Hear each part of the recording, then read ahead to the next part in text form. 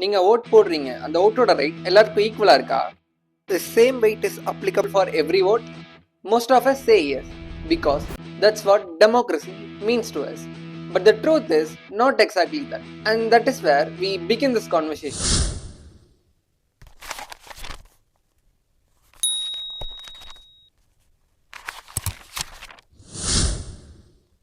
To understand delimitation, we need to understand how India itself works. India is not just run by leaders or parties. It is run by Constitution of India. That means no one is above it. Not the Prime Minister, not the President, and not even the Parliament. Everything is defined by the rules written in that document, which is Constitution of India. India follows what is called parliamentary system, also known as Westminster model, which originally comes from United Kingdom. In that system, people elect representatives. Those representatives form the government, and the Prime Minister runs the country as long as they have majority support. Historically, in UK, there was a monarch, king or queen. But over a time, that role becomes symbolic. Real power moved to elected leaders.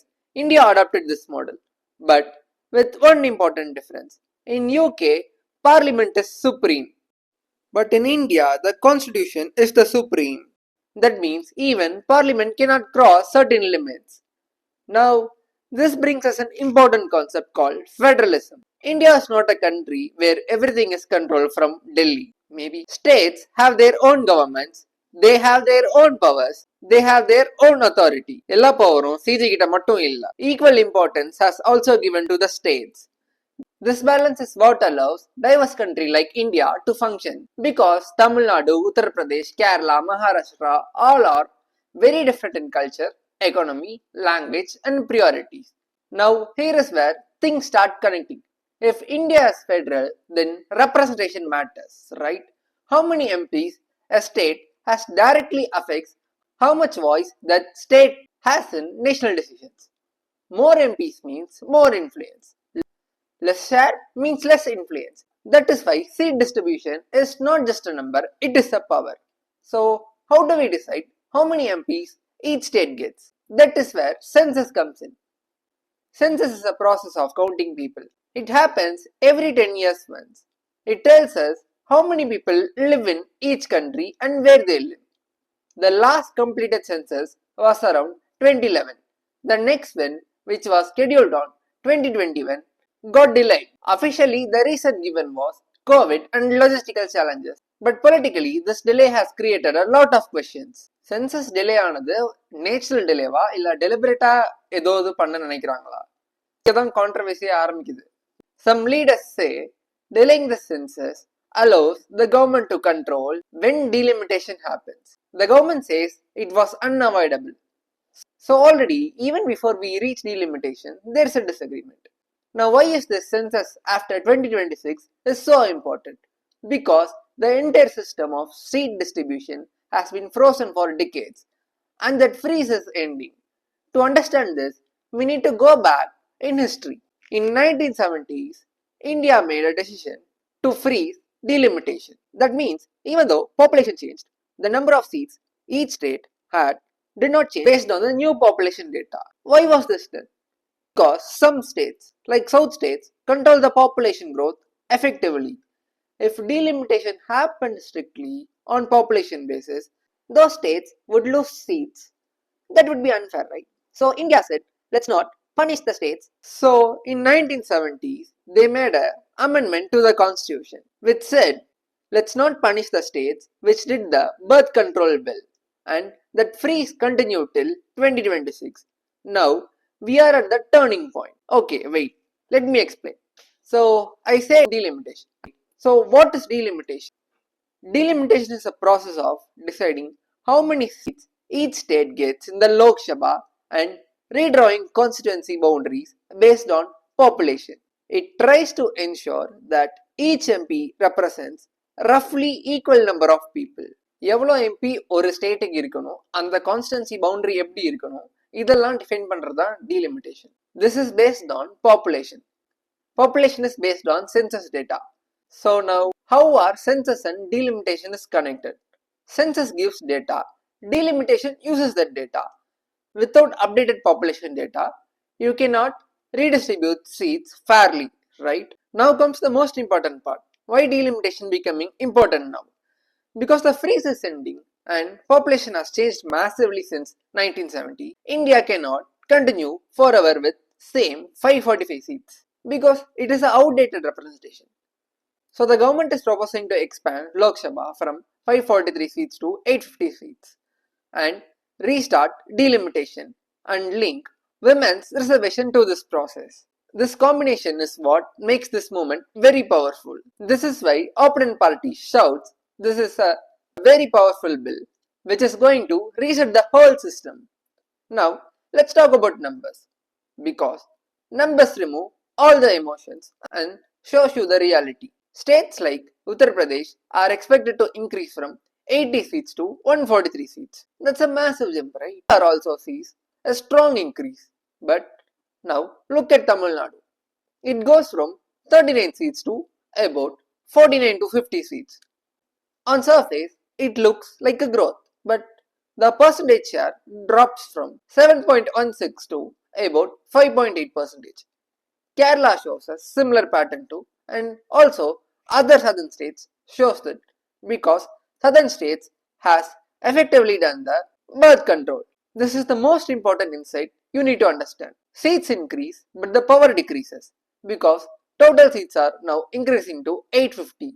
So even if your number goes up, your percentage can go down. And in politics, percentage share is what determines the influence. Now we come to the controversy again. NDA versus INDIA. Okay, let's do this. The government's position is very clear. They say democracy must reflect population. One person, one note. If some MPs represent far more people than others, that is unfair, right? To argue that women's reservation cannot be implemented without this delimitation. So this process is necessary. The opposition, especially South states like Nama CM sir, they say this is not just about equality, it's about fairness. States that control population are now losing influence. States that didn't control population are gaining more power. So they call this penalizing performance. நாங்க ஒழுங்கா படிச்சு பாப்புலேஷன்ல ஒழுங்கா control பண்ணோம். இப்போ population control பண்ணனால do we need to suffer? Is this punishment for us? So that is the emotional core of the debate. Now people ask, is there any master plan behind this? Honest answer, you cannot prove the intention easily, but you can see the outcomes. The regions that gain more seats will have more influence in the parliament that can change the political dynamics, condition strength, and policy priorities. Now, one important thing, delimitation is not directly done by politicians. I said right, India is controlled by Constitution of India. Yes, this is done by Delimitation Commission of India. This is the body includes a Supreme Court judge and election officials. Its decisions are final, it cannot be challenged in court. It also allows public objections before finalizing boundaries. So, structurally, it is independent. But politically, the consequences are still significant. Now, another question you have. Why was the new parliament building constructed? One simple reason is capacity. If Lok Sabha increases around 850 members, the old building cannot accommodate them. So, infrastructure is being prepared in advance. Now, what can be done if federal balance is affected? This is where policy debates come in. Some suggest increasing seats without reducing share. Some suggest including development indicators along with population. Some suggest stronger political alliances. There is no single clear solution. Now let's step back and connect everything. Census give you population data. Delimitation uses the data to redistribute the seats. Lok Sabha expansion increases total seats. Women's reservation depends on the delimitation. So all of these are interconnected. Now when you put everything together, what is really happening? India is preparing for a major restructuring of political representation. This is not just about one election.